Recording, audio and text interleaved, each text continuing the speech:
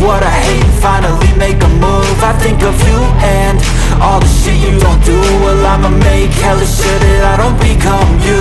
I have no regrets, yeah, I'll tie up my chest. I'll never forget what it's like to be in debt. Been stabbed in the back bed, I'll show you what happens. Pass me the mic and I'll show you with action. I feel this pain, you already know. Turn that to gains, let my money show. I've got these things that I can't let go. Watch me turn this life into something that you could never own. I feel this pain, you already know. Turn that to gains, let my money show. I've got these things that I can't let go. Watch me turn this life into something that you could never own.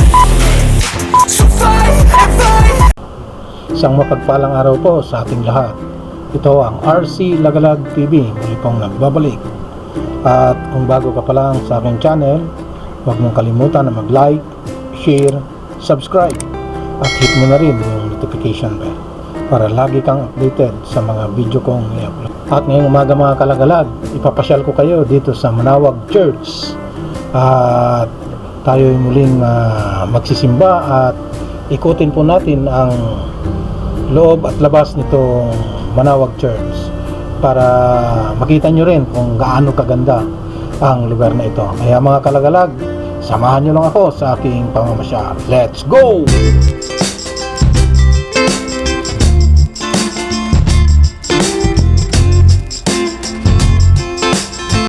Ayan mga kalagalag, nandito tayo sa loob ng Manawag Church at kasalukuyan po yung misa.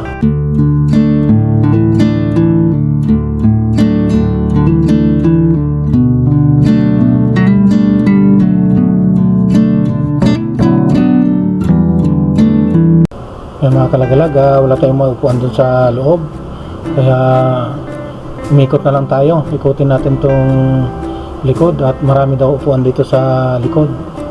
Ayan mga kalagalag, ito po yung pinaka gilid ngayon ng Manawag Church. Ayan no, kita nyo naman mga kalagalag, sobrang ganda itong lugar na ito.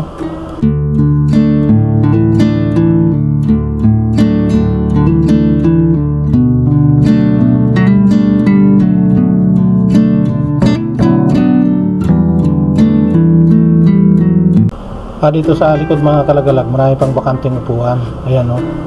At maganda rin pala rito sa likod, pagka hindi kayo makapasok doon o puno yung upuan doon sa loob, pwede kayo rito sa labas at may monitor din naman.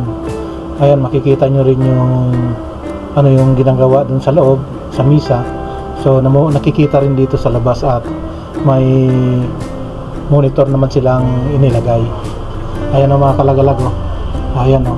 So may monitor. So nakikita yung misa doon sa loob. O kahit nandito tayo sa labas, so nakikita rin naman. At ngayon mga kalagalag, ang ating gagawin is pasyalan na lang natin itong kanilang Rosary Garden. Ayan. Kasi last time mga kalagalag nung nagpunta tayo, sirado itong kanilang Rosary Garden. So hindi tayo pinalad na nakapasok noon, gawa nga ng pandemya. At ngayon ay open na pala sa publiko, kaya ipapasyal ko kayo mga kalagalag dito sa Rosary Garden ng Manawag Church.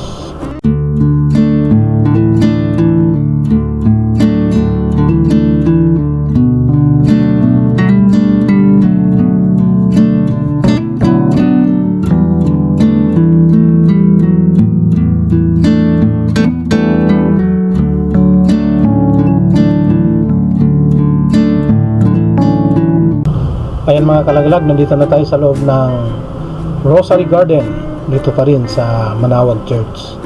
Ayan, bali ang pwesto na ito mga kalagalag, nasa likod mismo ito ng Manawag Church, itong Rosary Garden. Ayan, makita nyo mga kalagalag, napakaganda ang lugar na ito. At doon sa may entrance mga kalagalag, may nakalagay doon na donation box. So pwede kayong mag-donate kung naayon sa inyong puso na ibigay. So pwede rin namang hindi magbigay at pwede rin magbigay. So depende na sa inyo yan. So may nakalagay doon. At maganda rin naman na magbigay tayo para pang maintenance dito sa kanilang Rosary Garden, para ma-maintain po yung kagandahan, kalinisan at kaayusan dito sa loob ng Rosary Garden, para tuloy-tuloy po yung kagandahan na makikita natin.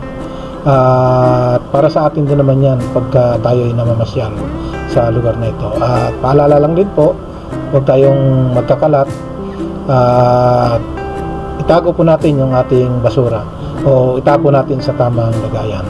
Yan lang po mga kalagalag. At tuloy-tuloy po natin ikutin ang lugar na ito.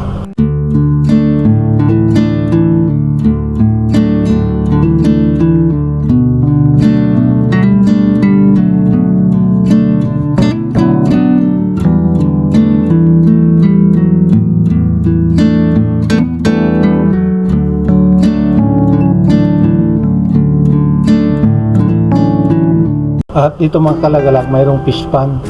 So makita natin yung kanilang mga golden fish o yung golden tilapia na makikita natin sa lugar na ito.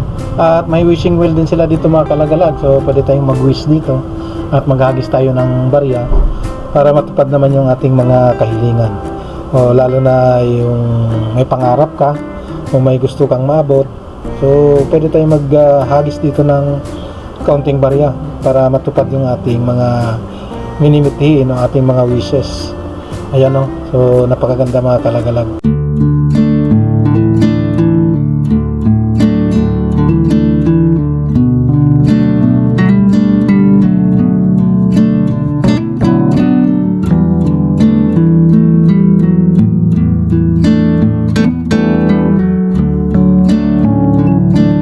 Sige na. Kapan to? Sa mama ko. Sa mama ko. Ano? Sa papa ko. Marito. Ito mo.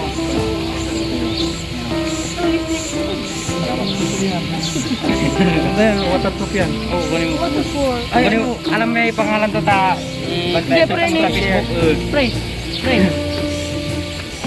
Tujoy. Bye-bye po. Salamat. Thank you din. Sige, salamat din. Ayun mga karagalag, nakakatuwa yung mga bata na nakasalubong natin. Alam nila na nagbablog tayo kaya humingi sila ng sticker. At ayun, tuwang-tuwa sila.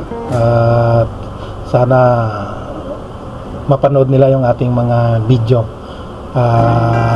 Para mag-enjoy naman sila at maipasyal sila kahit nasa kanilang bahay lang sila. So makakapasyal sila sa pamamagitan ng panonood ng ating mga video.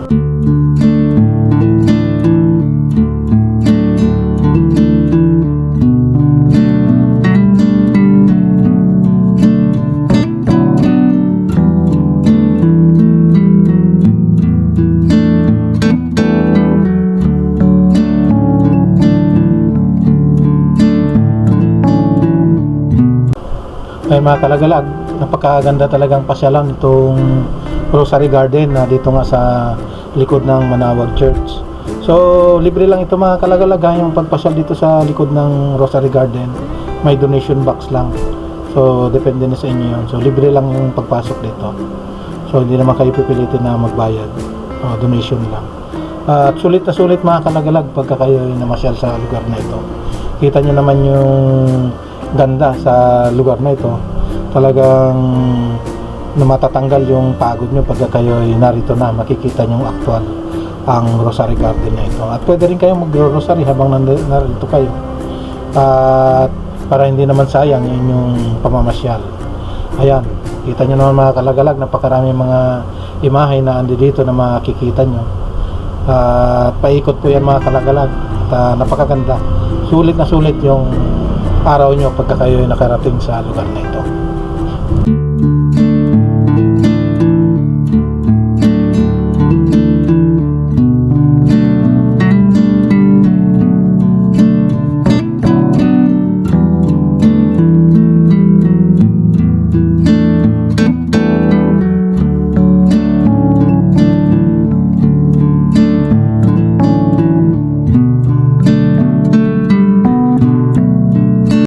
Ay Ayun mga kalagalag, naikot na natin itong Rosary Garden ng Manawag Church.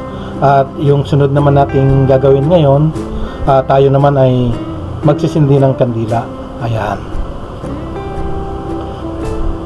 Ito naman kandila na ito, so pangalay natin ito sa ating mahal na Panginoon. At naway patuloy tayong bigyang liwanag sa araw-araw. Ayan po. Ayan po ang simbolo ng kandila na ating sinindihan sa araw na ito, na pangalay natin sa Panginoon.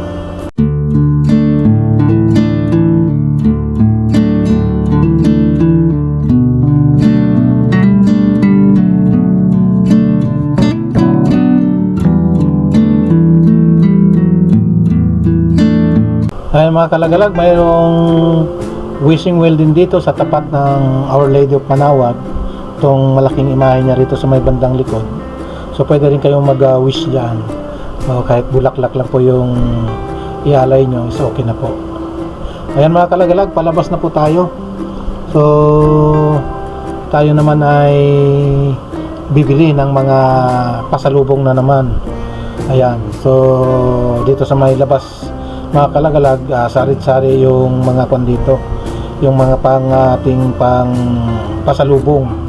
So depende sa inyo mga kalagalag kung ano yung nagugustuhan yung bilhin.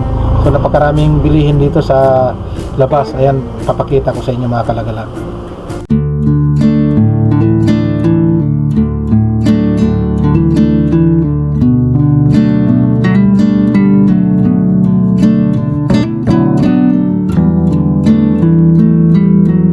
Ayun mga kalagalag, itong kahabaan na ito na kalsada, halos puro pasalubong po ito na pwede nyong bilhin.